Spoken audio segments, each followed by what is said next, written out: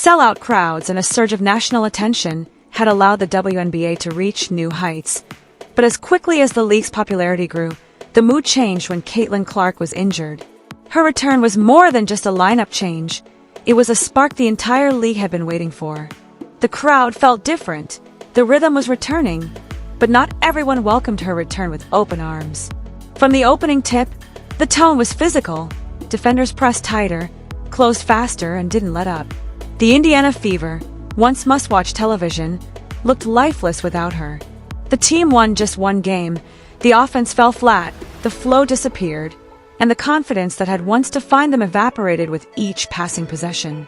When Caitlin Clark stood up, everything changed, and the person who had struck her in the face instantly felt bad about it. It was the kind of collision that halts play, attracts attention, and leaves everyone wondering how much more she can handle. It wasn't subtle, but it wasn't the bench or the referees who did it next. It was Clark herself. Fresh off a high screen, Sabrina Ionescu drained a nice turnaround jumper, fake right, turning left, and setting the tone early for New York, Indiana, giving the Liberty the lead. When Caitlin Clark watched Kelsey Mitchell slip behind the defense and deliver a flawless bounce pass for an easy hoop, she set the tone with her passing and didn't seem shaken. Her subsequent play was even more intimate. She glided into the paint, floated the ball gently, then utilized a fast in-and-out move at the top. She made her first basket since returning from injury, and it appeared to be easy. The following instance made it clear to everyone why she plays different games as Aaliyah. Boston grabbed a rebound and began to sprint. As she was ready to finish, Clark threw a pass nearly the whole length of the court, utterly upending the atmosphere in the building. New York kept up the pressure on Ionescu after Miss Indiana was exposed by a fever. They did this by threading a bounce pass to Sabali for a layup and then making a transition three. Then she disciplined them. Stewart joined the attack and found Ionescu with a full-court pass to secure another perfect finish. At that moment, Mitchell stepped in and broke the streak with a strong isolation drive that ended through contact after defeating Ionescu. It was fierce, but it was not really impressive.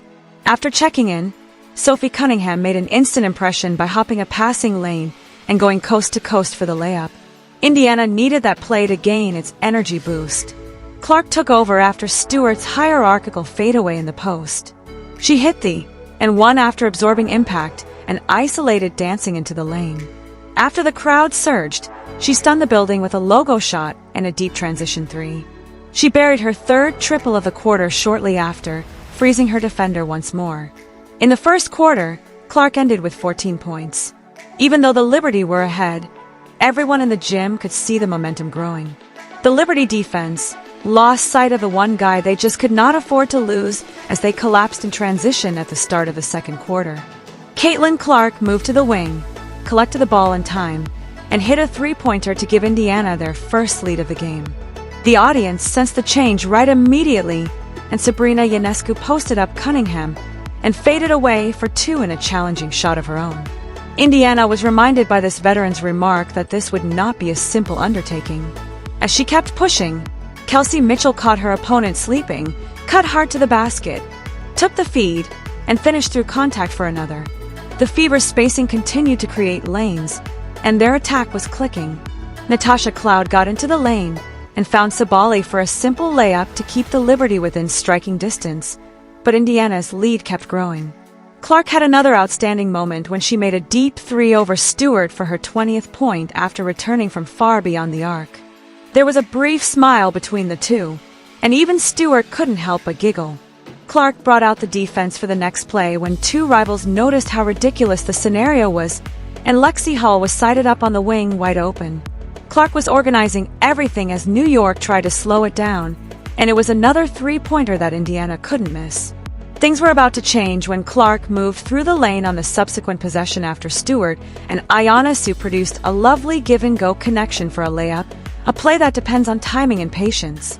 It felt like something more than a simple harsh foul. However, Clark didn't let it stop her for long, as she assisted after making a mid-range jumper off a deft behind-the-back move. He staggered a little and grabbed her jaw as play ceased, but Natasha Cloud's arm flew back and caught her in the face. The audience fell silent, but it was quickly followed by a surge of intoxication. Natasha Cloud provided the energy that New York needed to start the second half. She used a quick spin move to get past her opponent, controlled her way to the basket, and laid it in to provide the Liberty with much-needed momentum. When Boston found Hull in the corner for another three-pointer, they were on the roll. Ionescu completed the half with a deep shot of her own, and Clark closed it with her sixth triple, another deep one from the wing. Indiana, though, kept the advantage. Sabrina Ionescu kept up the pressure during a brief pass-and-pass exchange at the perimeter. At the top of the arc, the ball came back to her, and she released it without thinking. She made a crisp three-pointer to put herself at 22 points and force Indiana to focus, but the Fever reacted fiercely. Kelly Ionescu was taken off the dribble by Mitchell before the run could even begin. Mitchell then launched a downhill attack, absorbed contact, and finished powerfully. After that, Caitlin Aaliyah Boston was the next to make an impression. She caught the ball on the short roll, pretended to pass to the corner, stopped the defender, and finished the play at the rim. By running down in transition, looking around the court like a quarterback, and locating Lexi Hull waiting on the wing, Clark rekindled the fans. The three swished over the court, separating the timing and the trust as the pass struck Hull in time. As Clark applied more pressure, Indiana's onslaught was swift and well-planned. During a transition, she sped by her defender and made a layup that seemed to barely touch the net. Clark made them pay by scoring another deep three, her eighth of the game, and bringing her total to 30 points as the Fever expanded their lead to 17-0. The defenders was screened on the very next play. The Liberty just wasn't able to turn quickly enough. Just before the quarter ended, Ionescu continued to be aggressive, hitting a hard floater that bounced about before dropping. She then pressed in transition, finding Johannes wide open on the wing for a timely three-pointer. The Fever continued to dominate the game, leading by 9 points as the fourth quarter approached, despite the fact that she was up to 27. The stillness was finally broken for New York by Breanna Stewart, who used her size inside to back down the smaller defender and drop in a flawless turnaround jumper.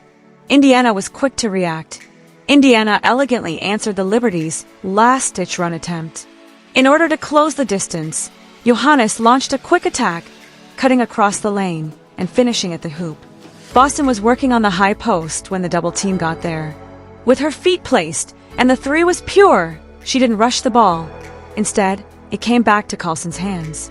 On the following possession, this kind of ball movement showed how locked Indiana had gotten. Once again, Boston drew attention inside, but Kelsey Mitchell was huddled in the corner. Another splash, then a quick release. After taking a deep position, Boston wasn't done. As the Fever amassed a wall of points, possession upon possession, she moved to the line and calmly converted the free throw after muscling her way to the hoop and finishing through contact for the one. Mitchell kept her foot on the gas as they increased Indiana's lead, pulling up at the left elbow and drilling the mid-range jumper. The next time down the floor, she completely rejected the screen, stepped back into space, and launched a three that put an end to any hopes of a Liberty comeback. Clark joined the action again with a burst of speed blowing past Stewart, and attacking the rim the layup rolled off, but Boston was right there for the rebound and drew the foul. She hit one of two at the line, keeping Indiana firmly in control. Moments later, Clark threaded a laser to Lexi Hull on her signature backdoor baseline cut. Hull caught it on the move and laid it in clean.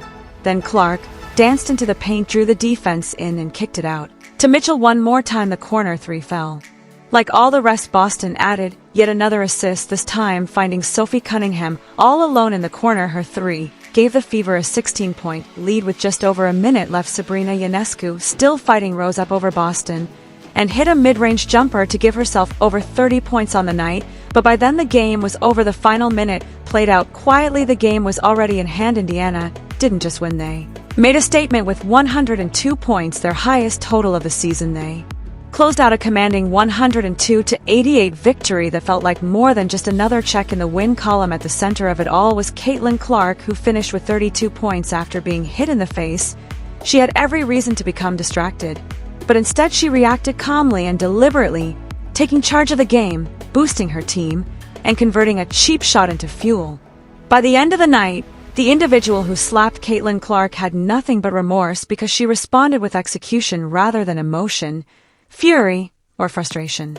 Although she concluded the game with 7 made threes and 9 assists, It was more than simply the stats.